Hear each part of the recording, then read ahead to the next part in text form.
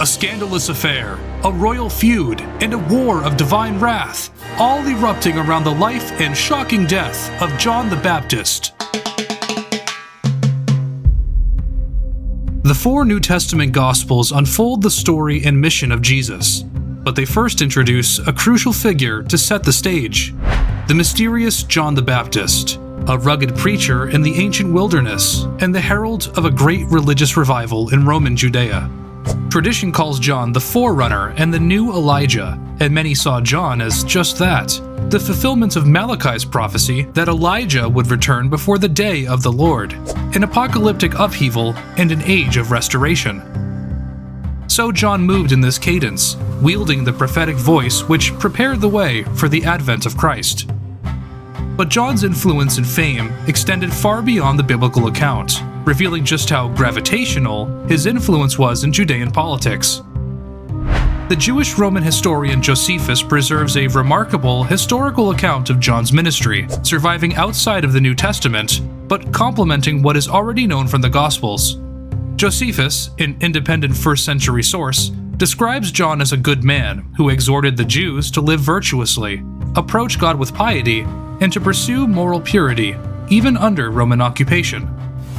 Through his baptisms and fiery preaching, John galvanized the public, issuing a fearless call to repentance, and even openly condemning the failings of Jewish rulers, an audacity that ultimately placed him in mortal danger.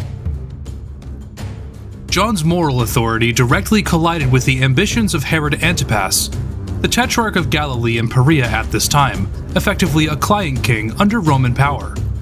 Josephus narrates that this Herod had married Phasaelis, the daughter of King Aretas IV of Nabatea. This political marriage established Herod's alliance with a powerful Arab neighbor famous for the city of Petra. But Herod was apparently enamored with another woman, Herodias, his niece, who was already the wife of his own half-brother Philip.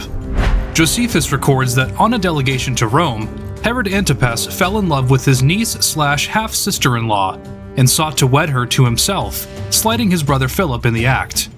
But in order to wed Herodias, he arranged to divorce Phasaelis, the very daughter of his powerful Nabatean ally.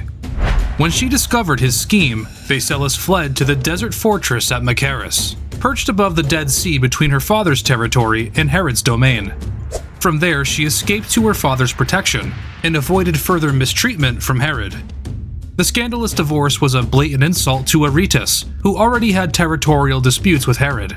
But now, humiliated and enraged, the Nabatean king was ready for war. When word of Herod's affair and divorce reached the people of Judea, John the Baptist publicly rebuked the Tetrarch. In the Gospel of Mark, John declares it plainly, "It is unlawful for you to have your brother's wife!" And Herodias, who is now Herod's wife, nursed a bitter grudge against the prophet who had humiliated her husband.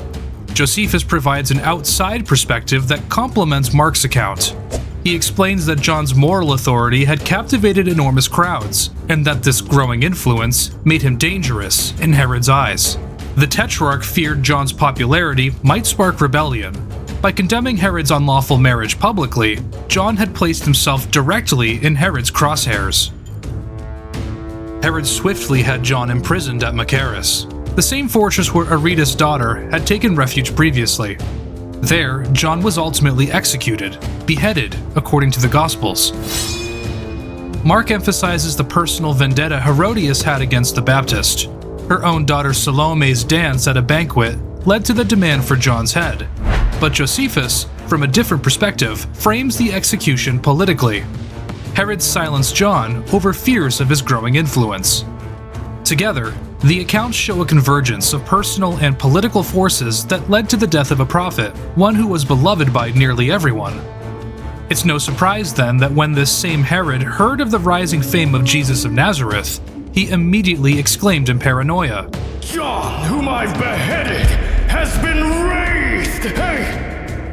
As public hysteria grew over the death of John, Herod's scandalous divorce had devastating real-world results, boiling over into open conflict just a few years later, in 36 AD, when Aretas IV, whose daughter Herod humiliated, mobilized his Nabatean forces and utterly crushed Herod's army.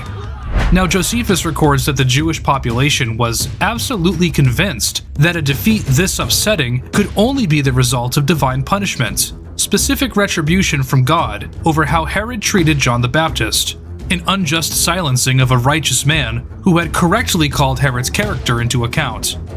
Speaking on the public perception of this defeat, Josephus writes the following: The destruction of this army was sent as a punishment upon Herod, and a mark of God's displeasure to him.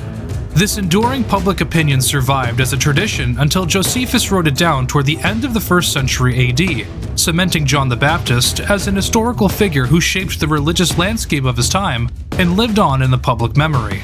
His uncompromising commitment made him beloved by the people and hated by the rulers, the perfect herald for the king who would come after him.